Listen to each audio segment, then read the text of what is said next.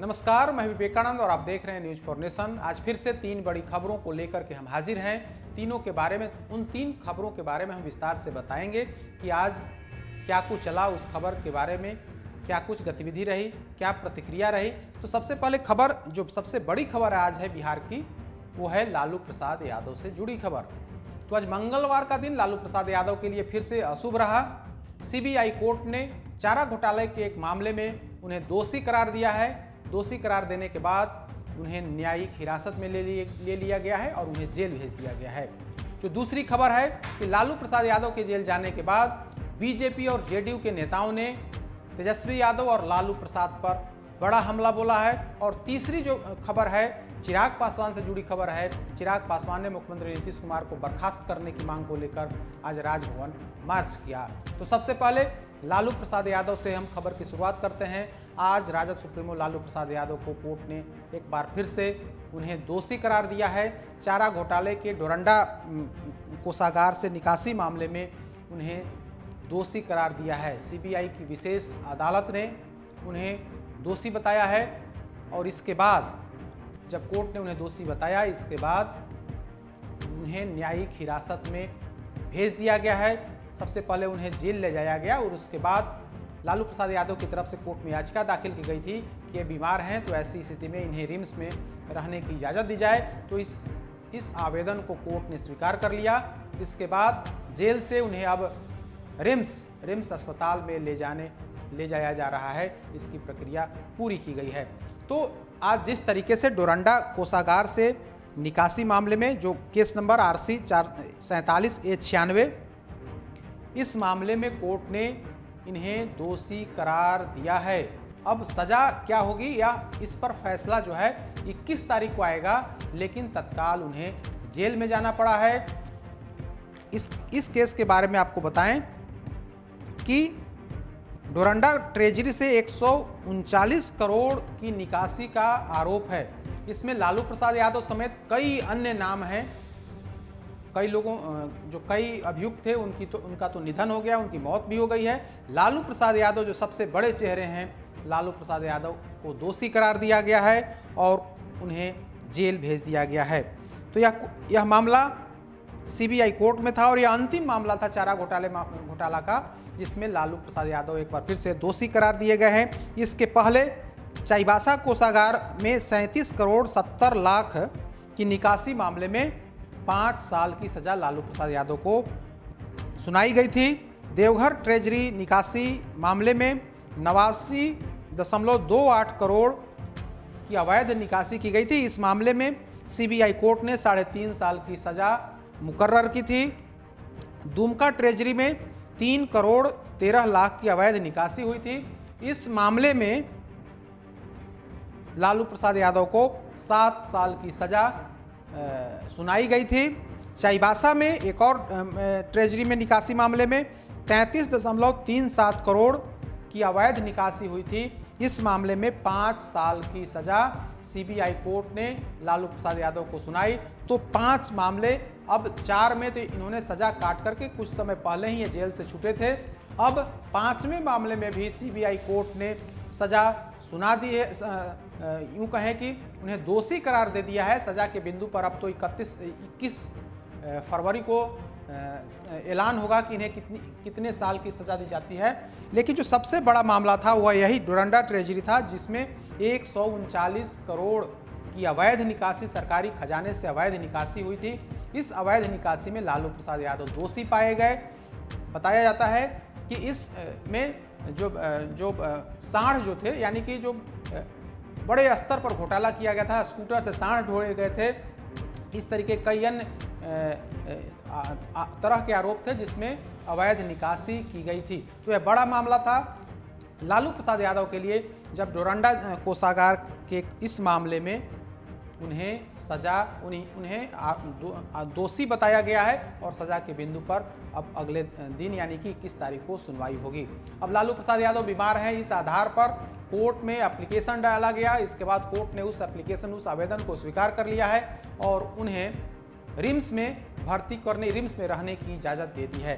तो आज बिहार के लिए, झारखंड के लिए, यूँ कहें कि राजनीति के लिए एक बड़ी खबर है, जब चारा घोटाले के एक मामले में लालू प्रसाद यादव एक बार फिर से दोषी करार दे दिए गए हैं। 2 दिन पहले वे पटना से रांची के लिए गए थे और कहा था कि वे 15 तारीख को केस की सुनवाई है, केस पर फैसला आना है, वे जा रहे हैं और फिर वे वापस पटना लौटेंगे। लेकिन आज कोर्ट ने उन्हें दोषी करार दे दिया है। उन्हें सज़ा का ऐलान अब अगली तारीख को होगा। लेकिन बिहार की राजनीति, लालू प्रसाद यादव की इस सज़ा के बाद बिहार की राजनीति एक बार फिर से गर्म है। दूसरी खबर इसी पर है कि लालू प्रसाद यादव को सज़ा दोषी बताने पर, दोषी करार दिए जाने के बाद बीजेपी और जेडीयू ने बड़ा हमला बोला है और कहा है कि वाकई में आज बिहार के लोगों के साथ इंसाफ हुआ है, न्यायालय ने इंसाफ किया है। आज भी न्यायालय पर लोगों को भरोसा है। चाहे जितनी ताकत इन्होंने लगाया, सत्ता में रहने के बाद भी जिस तरीके से बड़े घोटाले किए गए, सीबीआई की जांच हुई और जांच में लालू प्रसाद यादव आरोपी बनाए गए। कोर्ट में लंबे समय तक मुकदमा चला। 4 केस में पहले इन पर सज़ा सुनाई जा चुकी है, लंबे समय तक ये जेल रहे हैं। अब 5वें मामले में कोर्ट ने लालू प्रसाद यादव को दोषी बताया है। इसके बाद बिहार के पूर्व डिप्टी सीएम और लालू प्रसाद यादव से लगातार लड़ते रहने वाले सुशील कुमार मोदी ने लालू प्रसाद पर बड़ा हमला बोला है और कहा है कि जैसी करनी वैसी भरनी, बोया पेड़ बबूल का तो आम कहाँ से खाए। तो इस तरीके का कटाक्ष किया है और कहा है कि वाकई में आज का दिन जो है गरीबों को न्याय मिला है, वंचितों को न्याय मिला है। जब बिहार के मुख्यमंत्री रहे लालू प्रसाद यादव ने बड़े स्तर पर घोटाला किया था, गरीबों के पैसा को लूटने का काम किया था, तो वैसे में अब कोर्ट ने, सीबीआई कोर्ट ने आज सज़ा का ऐलान करके एक इतिहास रचा है। वहीं जेडीयू की तरफ से भी, जेडीयू के भी कई नेताओं ने लालू प्रसाद यादव की सज़ा पर अपनी प्रतिक्रिया दी है। जेडीयू के प्रवक्ता नीरज कुमार ने भी बड़ा हमला बोला है और कहा है कि जैसी करनी, यानी कि जो जैसा करेगा वैसा पाएगा। लालू प्रसाद यादव ने सरकारी खजाने को लूटा, तो ऐसे में यह तो होना ही था, यानी कि कोर्ट से तो न्याय मिलना ही है। वही न्याय अब बिहार की जनता को मिला है, लालू प्रसाद यादव को दोषी करार दिया गया है। तो इस तरीके से लालू प्रसाद यादव के जेल जाने के बाद बिहार की राजनीति गर्म है। जेडीयू और बीजेपी ने सीधे तौर पर लालू प्रसाद या लालू परिवार और तेजस्वी यादव पर हमला बोला है। हालांकि तेजस्वी यादव ने कहा है कि ठीक है, सीबीआई कोर्ट ने उन्हें दोषी करार दिया है, लेकिन इसके बाद भी हम रास्ता बंद नहीं हुआ है। अगर 21 तारीख के बाद जो आदेश आएगा, उसके बाद हम लोग ऊपरी अदालत में अपील करेंगे और हमें आशा है कि ऊपरी अदालत से हमें न्याय मिलेगा, ऐसा तेजस्वी यादव ने कहा है। तो इस तरीके की राजनीति बिहार में आज दिन भर गर्म रही। जेडीयू और बीजेपी नेता लगातार आरजेडी नेताओं पर हमला बोलते रहे, लालू प्रसाद यादव पर हमला बोलते रहे। हालांकि तेजस्वी यादव आज राजद कार्यालय पहुंचे थे और उन्होंने वहां अपनी बातों को रखा और कहा कि भले ही न्यायालय ने, सीबीआई कोर्ट ने उनके पिता लालू प्रसाद यादव को दोषी करार दिया है, लेकिन इससे रास्ता बंद नहीं होता है। हमारे लिए ऊपरी दरवाजे, यानी कि ऊपरी अदालत के दरवाजे जो हैं वो खुले हुए हैं। और तीसरी जो बड़ी खबर है वो चिराग पासवान से जुड़ी हुई खबर है। चिराग पासवान आज बिहार सरकार या नीतीश सरकार के खिलाफ हल्ला बोल राजभवन मार्च का आयोजन किया था। गांधी मैदान से उनका राजभवन मार्च शुरू हुआ। चिराग पासवान उस यात्रा का नेतृत्व कर रहे थे। पटना के बेली रोड होते होते वे बिहार म्यूजियम के पास पहुंचे, यानी कि वहां पर पुलिस ने उस यात्रा को रोक दिया और चिराग पासवान समेत उनके जो अन्य साथी कार्यकर्ता थे, नेता थे, पुलिस ने उन्हें हिरासत में ले लिया। चिराग पासवान को वहां से गिरफ्तार कर सचिवालय थाना लाया गया। उसके बाद कुछ देर के बाद वहीं जो भीड़ थी, जो जुलूस के शक्ल में सड़कों पर जो लोग चल रहे थे, उन पर पुलिस ने डंडे बरसाए, आंसू गैस के गोले छोड़े, पानी के फव्वारे छोड़े गए। इसके बाद भीड़ तितर बितर हो गई। इस तरीके से उस जुलूस को, उस यात्रा को वहीं पे खत्म कर दिया गया। चिराग पासवान समेत उनके अन्य जो नेता थे उनको पुलिस ने गिरफ्तार कर थाने ले गई। इसके बाद चिराग पासवान समेत 5 जो नेता थे वे राजभवन गए। वहां जा करके राज्यपाल फागू चौहान को ज्ञापन सौंपा और बिहार की सरकार यानी कि नीतीश सरकार को बर्खास्त करने की सिफारिश करने का आग्रह किया। तो चिराग पासवान ने आज नीतीश सरकार पर हमला बोला है।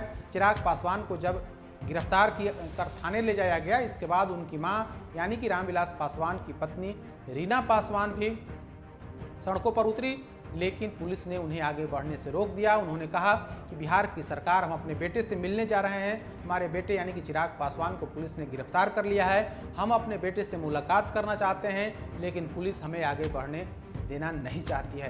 तो चिराग पासवान का आज पॉलिटिकल स्टंट सड़कों पर दिखा, लेकिन पुलिस उन्हें आगे बढ़ने से यानी कि राजभवन तक पहुंचने की तो बात छोड़ दीजिए, बिहार म्यूजियम के पास ही उनको रोक दिया गया, उन्हें हिरासत में लिया गया, उन्हें थाने में ले जाकर के बिठाया गया और इस तरीके से राजभवन मार्च बिहार म्यूजियम के पास ही समाप्त हो गया। तो ये 3 बड़ी खबरें बिहार की थीं, तीनों के बारे में हमने विस्तार से बताया। कल फिर से 3 बड़ी खबरों के साथ हम हाजिर होंगे, तब तक हमें दीजिए इजाज़त। नमस्कार।